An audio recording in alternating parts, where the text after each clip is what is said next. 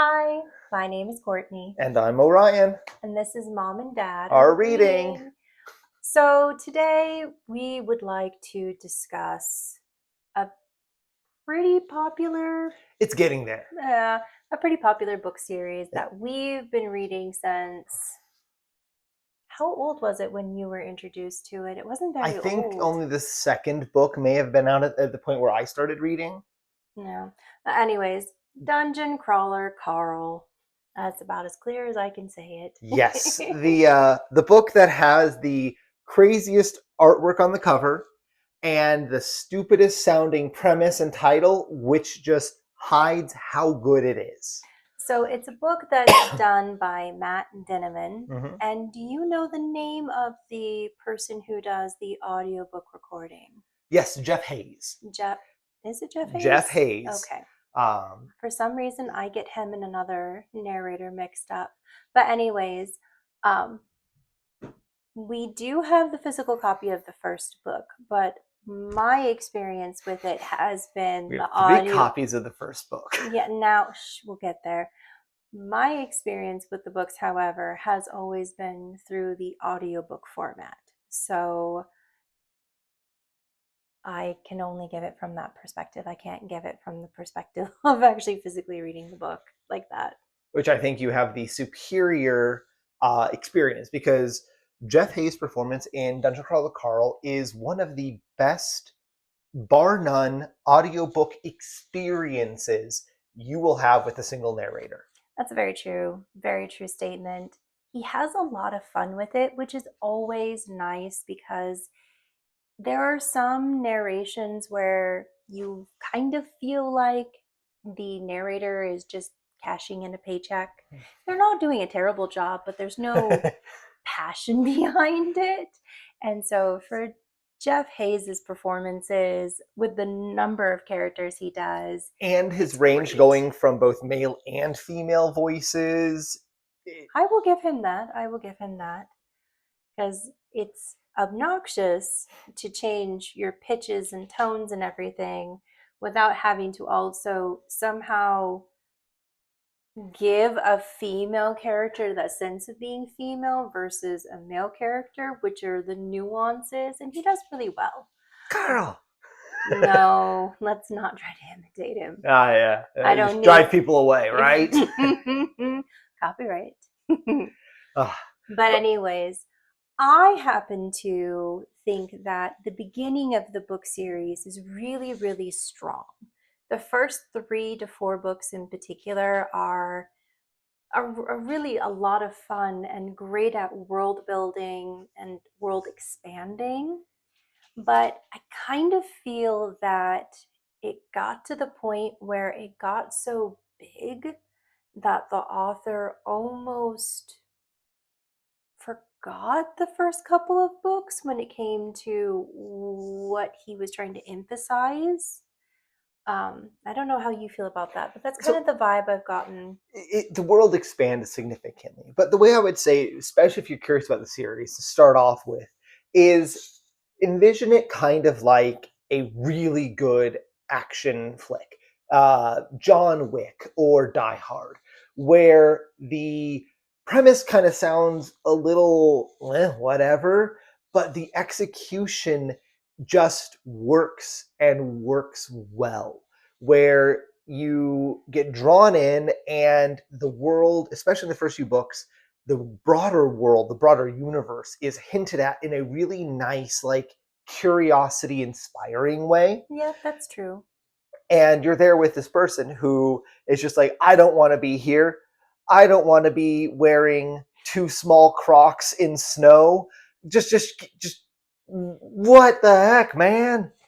I do have to say the creatures, the aliens, are really interesting and diverse. I liked how some of them are very stereotypical, like, oh, of course, you would exist. But then there are ones that I never thought of, like the worm species. Mhm. I was very much like, nah, whatever. But then you get to know them and you're like, Oh, those are really cool and terrifying at the same time. Those just Let's remind never have those come into existence, please. those just remind me of the Yerks from Animorphs, which I don't think you've ever read. I've never read Animorphs. She's missing out. Let's just cut that just Yeah. we're gonna cut that discussion off right there because I never read Animorphs. I was reading other books. Yeah, we have all of them.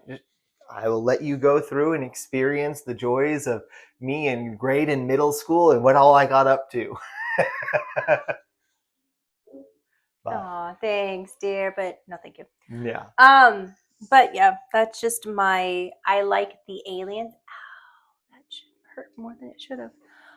The I aliens are fantastic. The characters, they start off, I wouldn't say nuanced. They start off unique insofar as you can tell the voice of each individual character on the page. In like, obviously, Jeff's narration makes it very noticeable who is talking, but also they come across as deeper than just a surface level character, and that only grows through the series. They get more nuance and like the history of them as it's being built. So and I do have to say the background of the characters. Some of them are done really really well. Some of them are hit and miss. Um, some of them are just fly ball because of just the timing of it. So if you're going to read the series, just be prepared for really strong emotional character building moments. set an absurd frame. And then you have the most absurd situation, and these deep, important, meaningful memories are coming through on the characters, and all of a sudden you're like, that's an inappropriate time to be having this conversation. It's a mantar, half man, half man. No, mantar.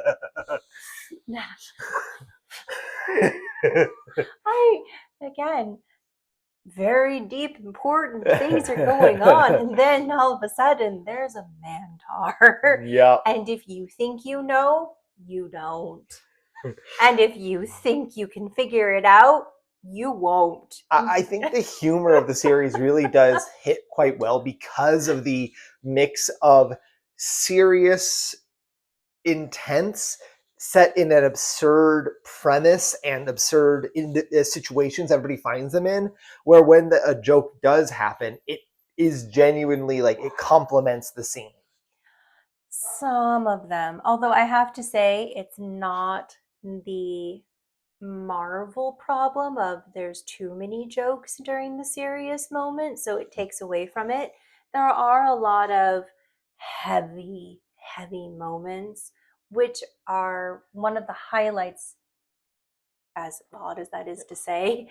It's one of the highlights is you really get a sense of humanity in these books. Yeah. But I think for the overall arcing story, like I said, around book 4 is when I noticed that there seemed to be a bit of a change in how well the gripping parts of the story were changing. Boys.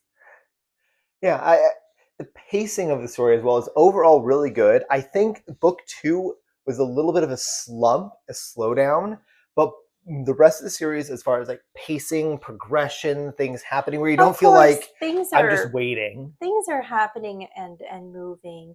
And if you want to see us talk about the spoilers that would actually give you context to all this hemming and hawing around, we can absolutely do that. Do a book by book review so we get through each individual book, because it's really hard to just do everything all together in one video. Yeah, because there's a lot that happens. If you are interested in a book by book breakdown or just spoilers, just let us know.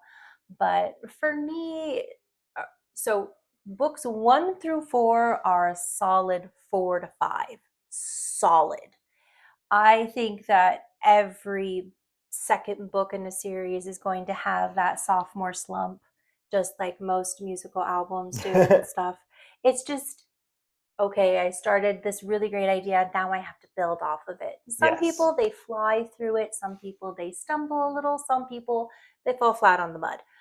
This one is more of a slight stumble. It's not even a It's huge hitch. I wouldn't even say it's worth considering if you're going to read the series, other than knowing that it happens, Yeah. because there's so much good content in the series. Now, it's not to say it's a universal, everyone will like it, but I would No. say it surprisingly has a higher hit rate for people enjoying it than most other series I've read. Like, it hits the technical aspects, the prose is solid, the concepts and ideas are well executed.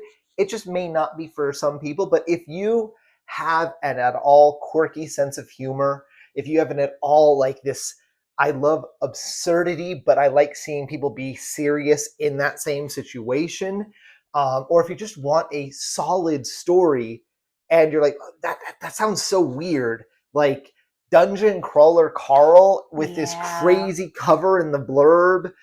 No, it is really well done. Like, just in a broad, it is a solid book series recommendation. It's one of those books where if you judge it by its cover, you're going to miss out on what the actual story is. True statement. Its cover, this is the criticism and praise I've heard for the Do you cover. have the book so you can just show it instead of Not describe it? not readily right here, but the cover for the book is the perfect cover in retrospect versus to sell the book before you read it. That's a true statement. If you just go look up the cover of the first book, you'll go, Not the one you find in Barnes and Noble. They redid the cover. Oh no, the original Yeah. cover, not the revamp. Now that it's I more think published. the way I heard it described is this looks perfect for what a 12-year-old would want to read. And then our 12-year-old read it as Yeah. we were reading it, and we were like, "Oh, this is not a 12-year-old's book." But at the same time, that's a parenting thing. That's a where is your 12-year-old at? I just hit my mic again. Where's your 12-year-old at a developmental standpoint? Uh-huh. So, It, and we have a it's 12, nothing 10, worse and than what you would 6 year see in old. like middle school, which is where he is. So, Yeah, I but mean, and with having kids in that 12, almost 13, 10, and 6, almost 7 age range, you kind of have to gauge everything. yes. So, but I would say, yeah, it has the humor that a 12-year-old would appreciate, but it has some pretty dark topics It's that more you may not nuanced. want your 12-year-old to read if you've got one that's a little more sensitive. Yeah, But for Samantha. me, yeah. But after book 4 to now, what are we at? Book 8? 7, I think. 7 7 just or was 8? released. Yeah. Yeah. I would give it a 3 to 4. I'd give it a solid 5 overall through the I entire series, just because know. it does so many things so well that Yeah, but it's not perfect. And so for me, there's no such thing as a perfect book. I understand that. so But to for me, and as I said, books 1 through 4, that's a 4 to 5. Mhm. But books 5 through 7 is where I feel that the expectations do not meet the full execution. And so when I'm talking about the books in that way, I'm not talking about just the story. I'm talking about everything else, the expectations that you get versus the payout from them. That's just my thing though when it comes to reading is um, the first 4 were really like, yes, this is exactly what I was expecting, and you gave me exactly what you said you were going to. And then it became okay, you told me what you were going to tell me. You told me, and then you retold me what you already said, just to make sure that I understood. And I appreciate that. But it was just the payout of the telling me was not as good as the previous books had been. That's all I was trying to Yeah, say. and so my star rating system, I don't. It is absolutely not objective. It is completely subjective. And one of my biggest criteria for my subjective ratings is rereadability, because I reread series multiple times. I'm like, I liked that adventure. I want to do it again. Will a series be absolutely perfect every way? No, but I love rereading it. And I think I've done Dungeon Crawler Carl 4 times in total now, maybe. Yeah. But it I have absolutely other has books those I'm reading. moments. It has those moments that you're like, I want to experience that again. I want to be like, yeah. And so reading the series up to those points again, it's worth it. Like, just think of the crabs and the seals finally getting along. We're going to stop right there. Yes. Anyway, Thank so you for joining us. have a wonderful day. We will see you around. Once again, I'm Orion. And I'm Courtney. Bye. Bye.